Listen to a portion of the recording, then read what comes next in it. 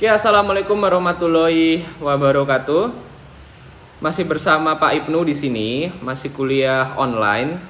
Pada kesempatan kali ini saya masih sendiri aja ya, masih solo rank dalam menyampaikan materi. Karena belum ada partner, karena kebijakan pemerintah juga yang membuat sulit ini untuk bertemu dengan rekan kampus, mitra bisnis dan lain-lain. Saya harap kalian masih baik-baik aja, di rumah aja ya. Tetap terus berikhtiar sampai wabah corona ini berakhir ya. Nah, beberapa waktu lalu Pak Ibnu menemukan sebuah artikel yang cukup menarik ya, ditulis oleh Bapak Akhyari Hananto. Kalian bisa mengaksesnya juga di goodnewsfromindonesia.id dengan judul "Bertahun ke depan, inilah tatanan dunia baru warisan wabah corona" ya. Jadi Pak Ibnu kok bahasnya corona terus sih gitu. Jadi saya ada beberapa masukan di Instagram maupun di YouTube ya. Kenapa Pak Ibnu bahasnya corona terus ya? Selain ini masih happening, karena ini juga merupakan global issue saat ini. Nah, kali ini melalui artikel ini kita akan membahas, memflashback ternyata banyak sekali krisis-krisis global yang pernah terjadi. Entah itu karena inflasi, wabah penyakit, penurunan harga saham, maupun karena kejadian-kejadian lain seperti perang dunia ya. Kita mulai flashback pada tahun 1929 hingga 10 tahun hingga 1939. Itu Amerika Serikat, negara adidaya yang kita kenal saat ini, pernah mengalami guncangan ekonomi yang hebat ya. Guncangan ekonomi yang hebat itu disebut sebagai Great Depression.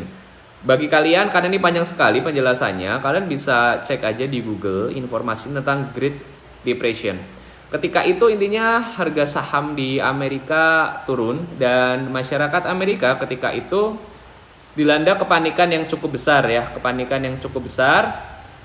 karena gejolak ekonominya cukup parah ya. Jadi ada nilai saham itu anjlok, kemudian banyak kredit macet, dan banyak sekali perusahaan bangkrut karena harga sahamnya pada saat itu memang turun dengan drastis, hingga ketidakmampuan masyarakat dalam memenuhi tabungan atau menyusun rencana di masa depan. Nah, ketika kepanikan itu terjadi, tentang rakyat Amerika itu mulai khawatir dengan masa depan mereka ya di negara tersebut. Mereka belajar tuh. Dari situ mereka belajar tentang menggunakan prinsip uang yang baik.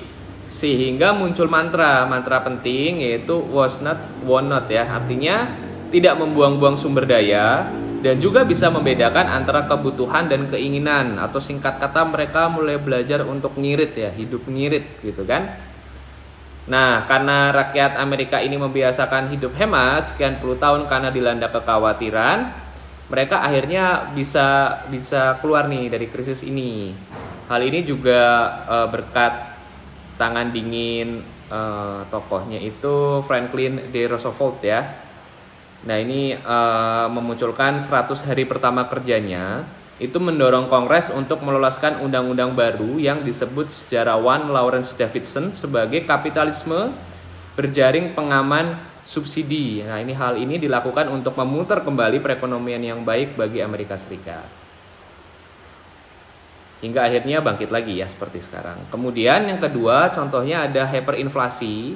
Itu di Republik Weimar ya, itu sebutan untuk negara Jerman pada tahun 1918 hingga 1933. Ini kalau tidak salah berarti era sebelum Nazi berkuasa. Sebelum Nazi berkuasa, Jerman juga pernah masa-masa krisis ya. Masa-masa krisis dan mempengaruhi kebijakan fiskal ya. Kebijakan fiskal dari Jerman yang hati-hati dia hingga sekarang. Nah, jadi Jerman itu dikatakan sebagai negara maju pada abad 19 dan awal 2000. Hingga kemudian Perang Dunia Pertama menggerus semuanya. Jadi pada Perang Dunia Pertama sebelum Nazi itu Jerman kalah ya, dan selalu ada impact bagi negara yang kalah perang. Nah, di sini Jerman juga terkena imbas dari kekalahan mereka pada Perang Dunia yang Pertama. Nah, pada saat Perang Dunia Pertama itu kalah, hyperinflasi menyebabkan uang tidak ada harganya tuh di kalangan masyarakat ya. Di sini dikatakan harga sepotong roti tawar pada tahun awal itu 1900-an awal itu 160 mark ya. Dan kemudian menjadi berapa ini? 200 triliun mark pada akhir 1923 ya, berarti saking tidak ada harganya uang itu di kalangan masyarakat Jerman ketika itu, mungkin di sini dikatakan gumpalan-gumpalan uang yang dibakar hanya untuk menghangatkan badan pada saat musim dingin ya. Mungkin mereka membuat kerajinan tangan, tas itu jadi bahannya uang ya, terus kemudian dibelinya dengan uang. Ini benar-benar parah sekali pada saat ini. Hyperinflasi itu. Indonesia juga pernah ya inflasi. Nah, ngomong soal Indonesia, di sini juga dikatakan ada krisis keuangan yang menimpa Asia pada tahun 1998 ya. Kita sama-sama tahu ketika itu pada tahun 1998 ada krisis ya, krisis keuangan yang dialami oleh beberapa negara di Asia, termasuk juga Indonesia. Hal itu membuat negara-negara Asia mati-matian menyimpan cadangan dalam jumlah terbesar di dunia ya. Kemudian krisis keuangan global itu memaksa upah pekerja itu naik sedikit-sedikit setidaknya 1 dekade setelah krisis ya. Karena ketika itu ya banyak saya lihat beberapa filmnya, tapi saya tidak ingin membahas terlalu jauh dengan sudut pandang yang subjektif ya. Pada 1998 Imbas Indonesia juga Bapak Soeharto turun ya, kemudian beliau digantikan oleh wakilnya Bapak B.J. Habibie. Ketika itu kejadian di masyarakat sangat chaos ya. Saya pribadi juga terkena itu ya, juga terkena. Jadi pada tahun 1998 tuh saya di Jakarta, hingga akhirnya krisis itu karena usaha benar-benar perusahaan banyak yang tutup ya ataupun kolaps, dan banyak sekali warga-warga pribumi yang dalam hal ini tanda kutip memberontak gitu ya, memaksa saya untuk pindah tuh, tidak di Jakarta lagi ya. Anda bisa belajar juga tentang krisis 1998 yang menimpa banyak negara Asia, hingga akhirnya mereka dapat bangkit ya, mengembalikan kepercayaan lagi dari pemerintah, masyarakat, dan juga perusahaan. Kemudian sekarang ini dikatakan wabah penyakit yang mengguncang perekonomian dunia ya, serangan COVID-19. Jadi dalam hitungan minggu jutaan orang di kawasan yang terkena dampak serangan COVID-19 itu semakin meluas di negara maju juga. Nah, kita sudah banyak membahas tentang COVID-19.